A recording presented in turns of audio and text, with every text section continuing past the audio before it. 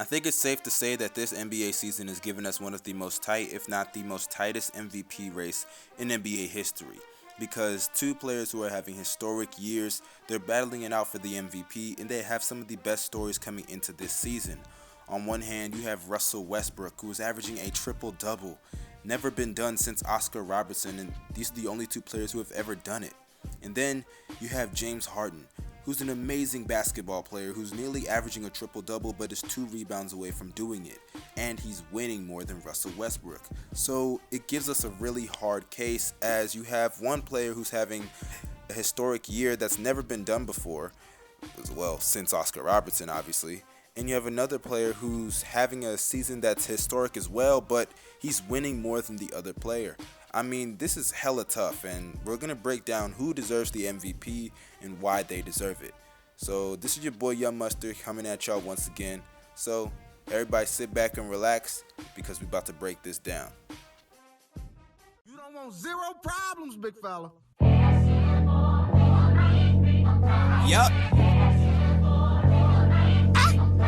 If one more label try to stop me, it's gonna be some dreadhead niggas in your lobby. You don't want no problem with me. You don't want no problem with me. Just another day at the pickup on the man.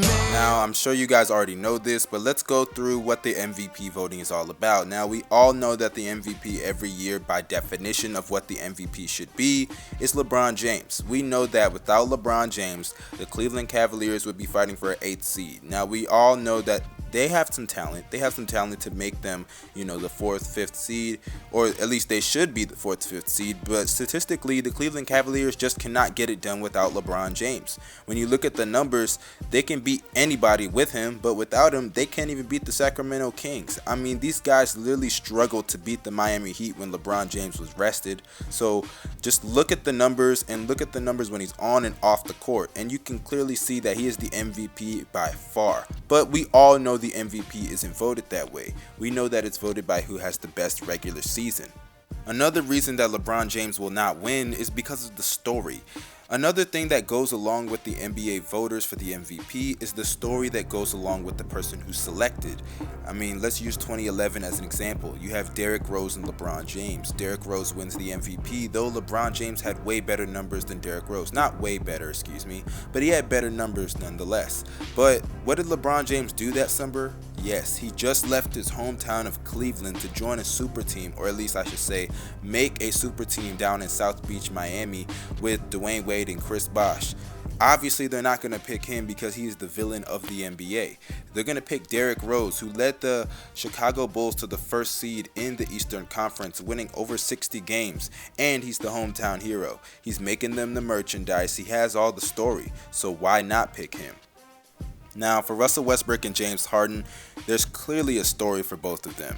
As for Russell Westbrook, you have a player who just got abandoned by his so-called brother the year prior, and they were up 3-1 in the Western Conference Finals versus Golden State, and then they blew it. And Kevin Durant decided to leave them and go join the team that beat them in Golden State. So obviously Russell Westbrook has the story of redeeming himself to prove that Kevin Durant made a huge mistake, and boy is he ever doing that. Now for James Harden, the story is pretty damp. I mean, when you think about it, it's not what Russell Westbrook's story is, but it's a story nonetheless. As James Harden's story is that last season, he didn't have the greatest year ever for a superstar, or at least an offensive superstar. But at the end of the day, James Harden was left off of all the All-NBA teams, did not make one of them, not the 1st, 2nd, or the 3rd NBA team. It's shocking because he still had an alright year, but it was a down year for him as the Rockets were the 7th seed.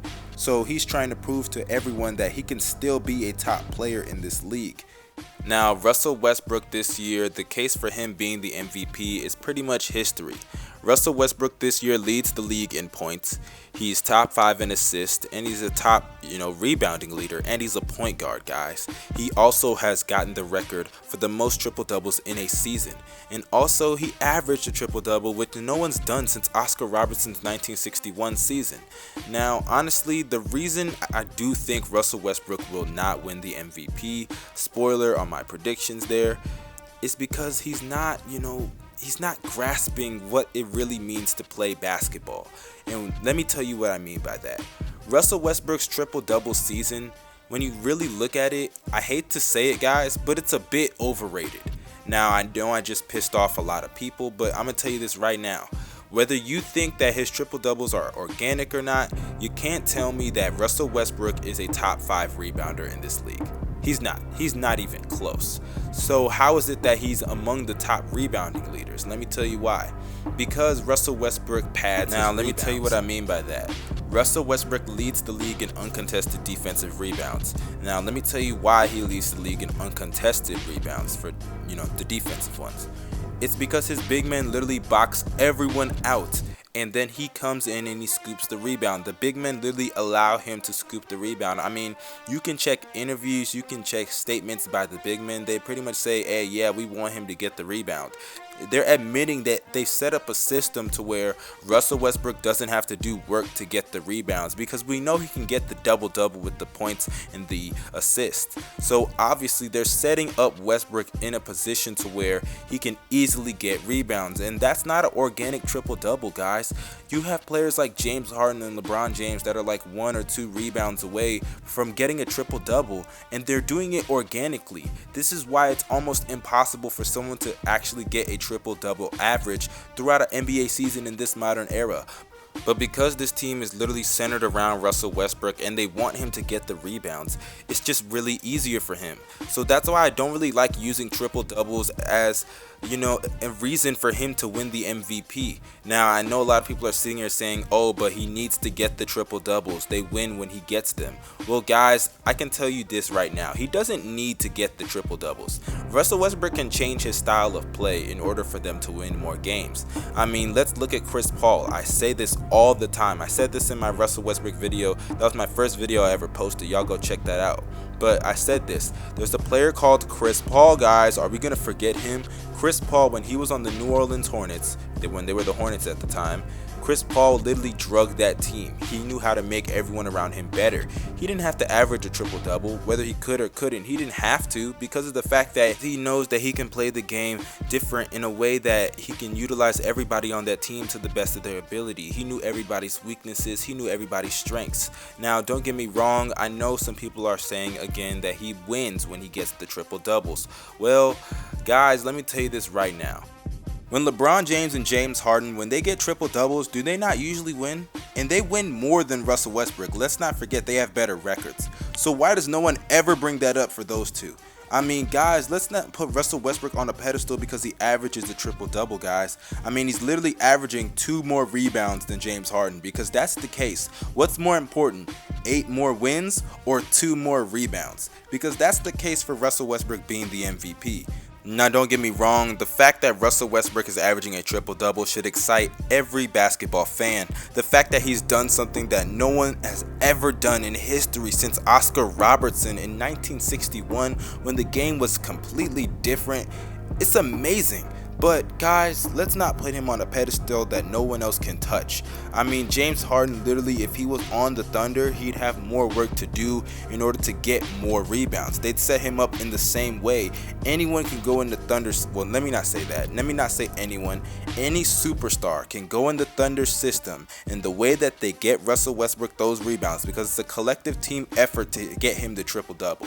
The way that they get him, those rebounds, is any superstar, I just said any superstar, not any player, any superstar can go on that team and get the triple-double. You're telling me that James Harden can't do that? LeBron James can't do that?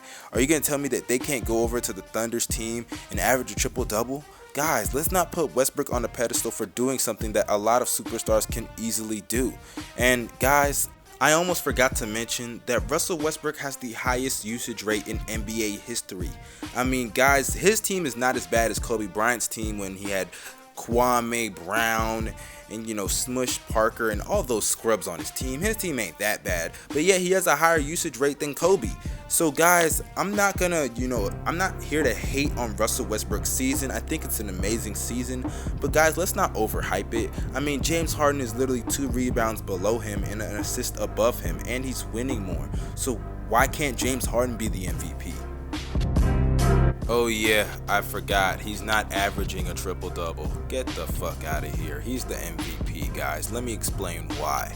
A lot of people are acting like, Russell Westbrook's the only one having a historic year this year. But guys, James Harden is also having a historic year as well. He's not just, lingering in the shadows, waiting to pounce for the playoffs. Nah, he's not taking no days off. Now, let's address why James Harden is more valuable than Russell Westbrook. The Rockets have the 3rd seed in the Western Conference. The Thunder have the 6th. Harden has put his team in a better position for success. That isn't to take away Westbrook's incredible individual achievements. Earlier this week, he shattered Oscar Robertson's record for the most triple-doubles in a season. That record has stood for 55 years. Russell Westbrook's season is nothing short of incredible, like I said earlier, but he's playing basketball, not golf. If this were individual awards, of course he'd be all for it, but Westbrook's individual success is just as powerful as the team. And the team is obviously avoiding rebounds just so Russell Westbrook can pad his stats. Now let's compare the results, shall we? James Harden has accounted for almost as many points per game than Russell Westbrook, while he's taken nearly 400 fewer shots. He also leads the league in assists. If Harden wins the MVP, he wouldn't be the first star under Mike D'Antoni to do so, as Steve Nash won the MVP award with D'Antoni in 05 and 06. James Harden's numbers crush Steve Nash's though. They're not even close. James Harden is averaging 29 points per game. Nash averaged just under 19 points per game in both years that he was the MVP. James Harden's also averaging over 11 assists and 8 rebounds per night. Steve Nash averaged only 11 assists and 3.7 rebounds per night during his MVP years. When you compare the numbers and compare the results side by side, you can clearly see that James Harden is the MVP. But if there are any doubters, let's not worry, because the Rockets and the Thunder will be playing each other in the first round of the playoffs, and by the end of the series, we'll see who the MVP is. Alright, so y'all let me know what y'all think about this video. If you liked it, drop a like because I enjoyed making it, so I hope you guys loved the video. Y'all comment your opinion down below if I was right or wrong. If I left anybody out, do you think that Kawhi's the MVP? Because a lot of people have him as their MVP sleeper. So y'all let me know in the comment section. Don't forget to share this video. Follow me on Twitter, follow me on Instagram, and add me on Snapchat. The links are down below. So also, do not forget to subscribe. If you're not subscribed, then dude, what the hell are you doing with your life? Because this is the best channel on YouTube. This is your boy Young Mustard signing out. Peace.